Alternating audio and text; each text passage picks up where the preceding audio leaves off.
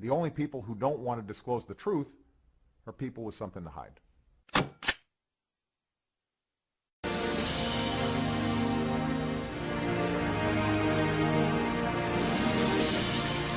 After the raid that took out Osama bin Laden in 2011, the formerly secret SEAL Team 6 became very well known for that heroic mission.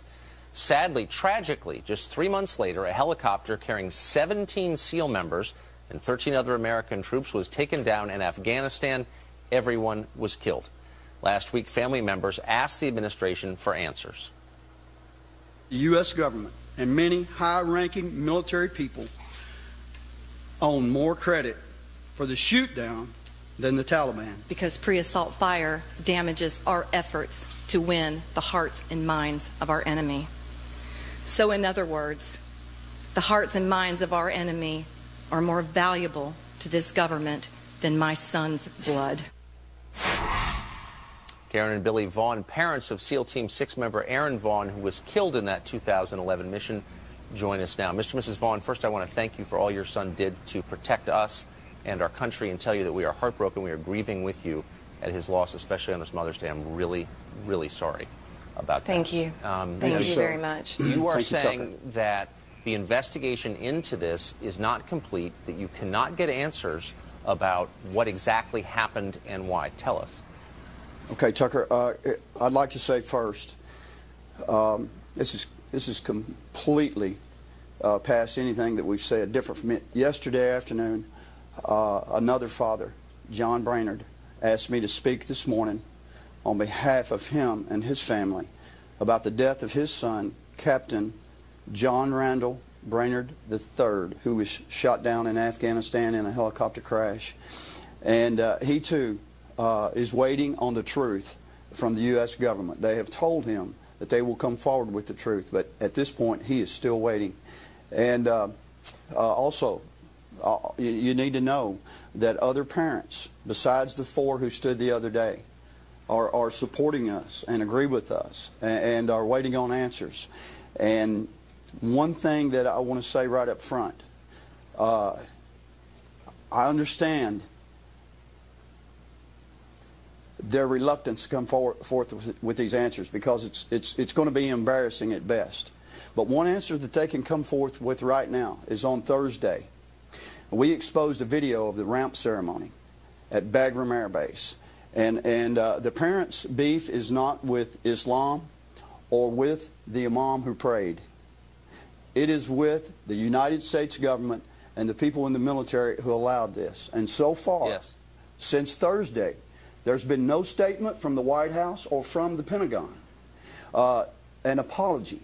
So it's too late for an apology. Now what I'd like you to do, as Commander-in-Chief, Mr. President, I'd like you to step forward, be a man, and defend the policy that in this United States government that allows the body of a slain warrior to be desecrated and allows the God of Abraham, Isaac, and Jacob to be mocked. That is the God of our son and the God of our family. And we want you to step forward, and we want that person who allowed that policy or where that policy comes from to defend it.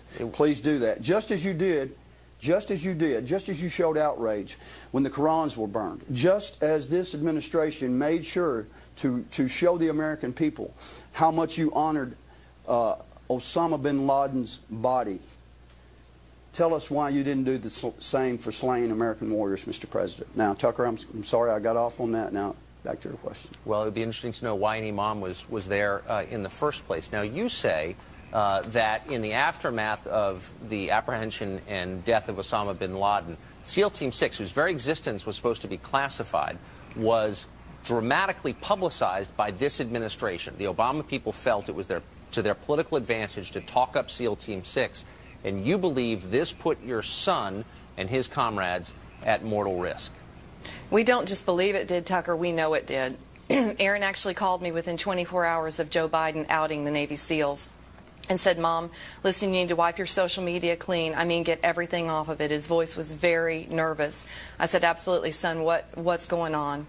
And he said, Mom, listen, there's chatter, and all of our lives are in danger, including yours. So we absolutely know that they put a target on our son's back. And we know a lot of facts that were happening in Afghanistan at that time where we have evidence that this team was being sought after. And more evidence is coming out every day. Of course it's being sought after when you release that they're the ones that killed the most high-ranking figure in al-Qaeda's history. So, yes, they absolutely put a target on their back. And for political reasons, you believe? Absolutely, they played it for up political. to win votes. And is it your understanding that other members of SEAL Team 6 were as outraged and as afraid of the ramifications of this publicity? Tucker, there's actually a video of Secretary of Defense Robert Gates making that statement that the members of the Special Ops community were worried now for their safety and worried for the safety of their families. So absolutely. And I just want you to know, I want the American people to know, before Benghazi, there was Extortion 17. And these are tied together, and all the things that are going on in our military, and there is more in common there than many of us realize. Well, and also, Tucker, I want to thank the families who have come forward since the press conference just a few days ago and are beginning to say things, and people who want to talk to us. I also want to thank you for Fox for allowing the families of American military sons and daughters to have a voice to speak, because we're small. We can't get our voice out unless people ask us and bring us forward. Well, we want to change these rules of engagement. I can promise you will always have a voice here, and we're grateful Thank to you see very you much. both. And again, we agree with you on this Mother's Day. Thank you. Thank you very much. More Fox and Friends in 3 minutes. The only people who don't want to disclose the truth are people with something to hide.